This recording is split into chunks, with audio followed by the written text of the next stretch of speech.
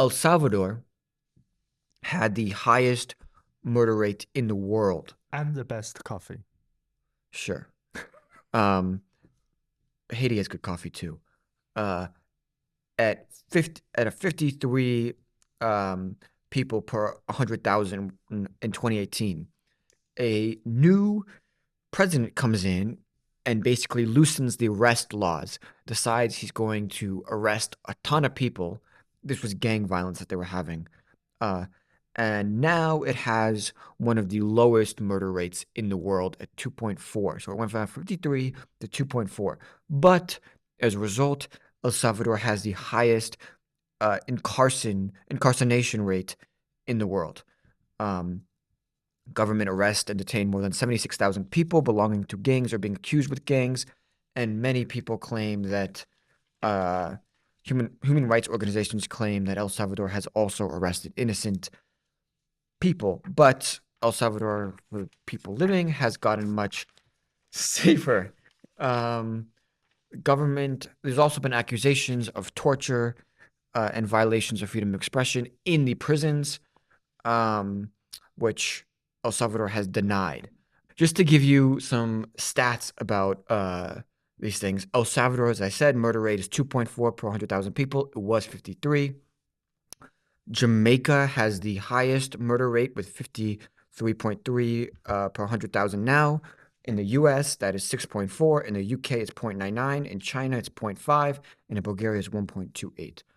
In terms of incarceration rates, El Salvador has the highest with 1.1. The US is 0.5. Cuba is second with 0.8. China is 0.1. And in the US, just to give you an idea of how El Salvador compares, in the US, among Black adults, that is 1.2%, so higher than El Salvador. So what do you guys think about this? Really quickly, because we don't have a lot of time, but what do you think about this in comparison to the gang violence that Haiti is dealing with? Um, Like, essentially, they say they have a ton of gang violence, ton of murder in El Salvador. It's one of the most dangerous countries in the world. New president comes in and arrests a bunch of people, and as a result, the murder rate falls dramatically, but potentially a lot of people are in prison who are innocent. Yeah, I would say probably a little bit extreme, in terms of how you would. I'm sure there was an easier, maybe less radical approach to this that he could have taken. But he certainly sent a message to the criminals of the country, and obviously he's very popular there. So, I mean, in that respect, you can't really argue like fully against it. But I guess that the main question really is this part of the article, which says that basically the police and the soldiers and their conduct has replaced that of the gangs.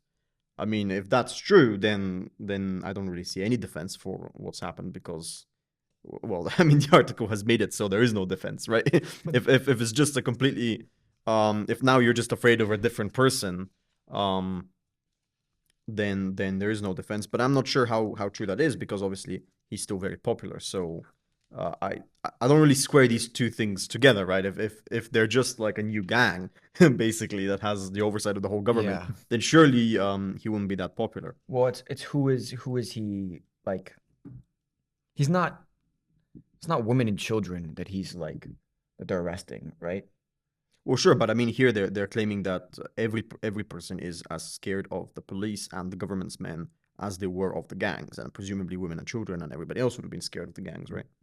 Here it says the neighborhoods that once lived under the threat of violence by the gangs are now under the threat of the police and the soldiers who arrested people for looking suspicious. So this is not just people who, might have known a gang member, obviously because it was very prevalent there. This is like normal, like even people who are maybe Yeah. not that interested. So I think that if that claim is true, then I don't really see a viable defense for That is interesting because the conduct. earlier it does say he won the most recent election by a landslide, And it says it has also made the country much safer for residents who can now move around freely in neighborhoods previously controlled by gangs.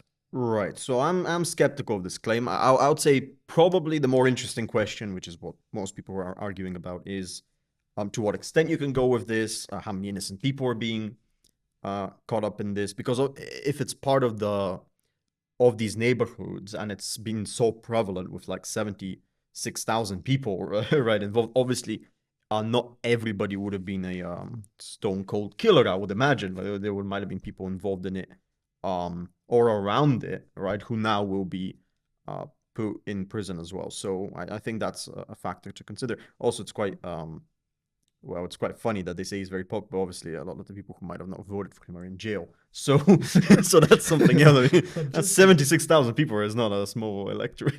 Yeah, go ahead. I'm just thinking, William. Philip made a very good point here that the president though had won a landslide election. It is still questionable whether he is really that popular or not. But I'm just thinking maybe before we jump to the other topics, we can kind of link this topic to our first topic and the second one. That is, I have a question whether the end justifies the means, even if then for the president, then he achieved a significant reducing murder rate, but by ignoring basic human rights, such as they are arresting people based on mere reason that they have tattoos on their back. I don't think it's a very good reason for you to arrest someone. But comparing to other topics like the kidnapped children in Nigeria and the Hades, what are those limits? In what kind of extent should we protect other people's or other people in other countries' basic human rights? Could we just invade their countries, or what? Or if we cannot, what can we do? Well, I will just say, like, 1.1 per 100,000 is high. It's higher. It's the highest in the world, but it's not astronomically higher than other major countries. Like, as I said, the U.S. is 0.5. So like half of it, basically. Yeah. So I think, as I initially said, like I don't think this was probably the most right way of doing it. But now that it's already happened, that's what I'm saying. Like now the question is, how does the country go back to being normal, right? Because I don't think this state is a normal state for a country. But back to being normal. I mean, before it was highest murder rate in the world, and gang violence was heavily prevalent. So that's hardly normal either. No, but I mean normal by our standards of not having such high criminals and gangs, but also not being so abusive of the system, right? Because it's not like they're hiding it. They're literally saying they are willing to sort of forego all these pleasantries, if you would, and to get right to solving the issue. So obviously that's also not something that you'd want the government to maintain for a longer period of time. Yeah. Yeah, I agree. From the perspective of it already having happened, obviously the question of should it have happened in the first place is different, in my opinion. Yeah, although I will say, it just to play to his defense, the president's defense. Number one, it's not like we can say conclusively that he only arrested innocent people, because the fact that the crime rates have gone down so significantly means that at least some of criminal people were arrested. And potentially, just because you're arrested does not mean you are convicted. Those are two different things. So there is the potential to hold trials for the people that are arrested to determine whether or not they're actually guilty. Now, whether or not he's going to do those things and they're going to have a real trial is a different story. Yeah, I think that's another great point, that we actually don't know what the situation is. Even in this article, we see like conflicting, in my opinion, reports of how popular he is and actually like how afraid people are of him.